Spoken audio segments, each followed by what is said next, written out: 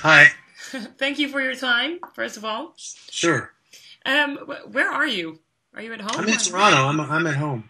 Oh, that's nice. So I'm in your living room right now. That's kind of personal. Yeah. Cool. So what are you doing at the moment? You're in between touring, or?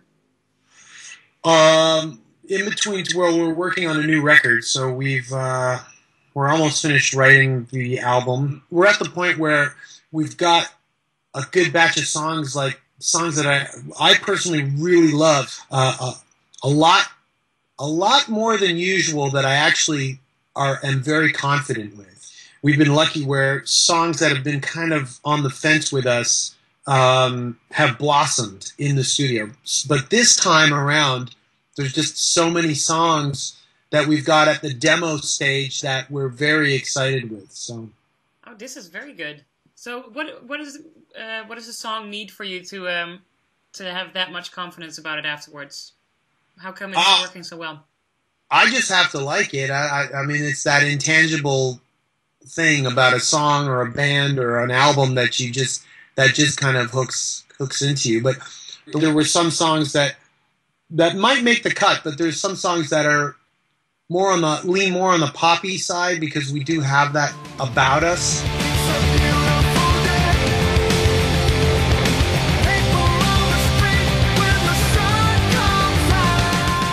In the past, with other albums, we've actually those kind of poppier songs are the ones that have carried us through, but not for this album. And so we've got a few songs, or quite a few songs that are very hard, hard rock songs and very heavy hard rock songs that, we really like. So that's where it's leaning.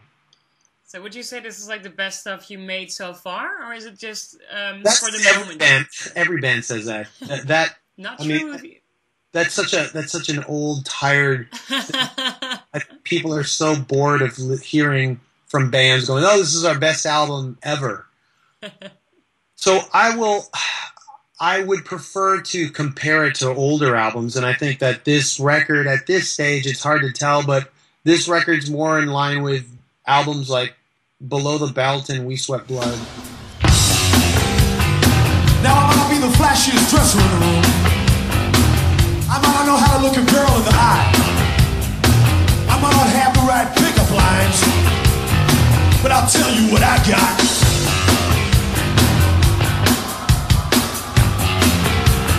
You see, when I was growing up, I got the interesting ways to watch all the horror films. One time I blocked the friend they used to when I used to watch it. When I watched, I learned the love of car, baby. So what can we expect of your album that's coming out on the 4th of April? The Lost Songs, Garage Rock, The Lost Songs, between 96 and 98. What got lost in those days? That's not our new album. I mean, there's been some online misinterpretation of what that album is. It's just a compilation of found songs. Literally found them in a box that is underneath this table now. Of cassettes, all these old cassettes when I moved out of my parents' place and just never looked back. And I was visiting, going through stuff that, you do that. People do that. And I found it, brought it home, and I didn't have a cassette player anymore. But I knew what it contained because it had, I'd written in pen what it was. And I just wanted it for posterity.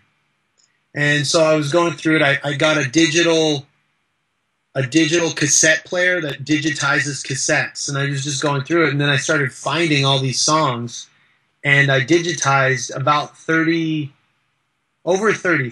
34 songs. And then when we were in the studio mastering it, I think a couple of nights before the mastering session, I found a few more songs, and in the mastering session I said, listen to these ones, and they actually made the album. So I'm very happy that some of these songs are out, recorded during a time in music that a lot of people have forgotten about because it just never became a huge scene.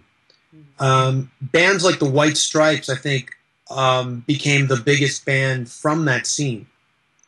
But it included the Oblivions, the Gories, Teen Generate, the Makers, the Smugglers, all these bands on Sympathy for the Record Industry, Estrus Records, Crypt Records, In the Red, all these labels that housed all these kinds of garage rock bands that were, influenced by early Stones and the Stooges and MC5, with no budgets and just like the energy and the desire to, without any kind of musical chops, to just record it, and we were part of that.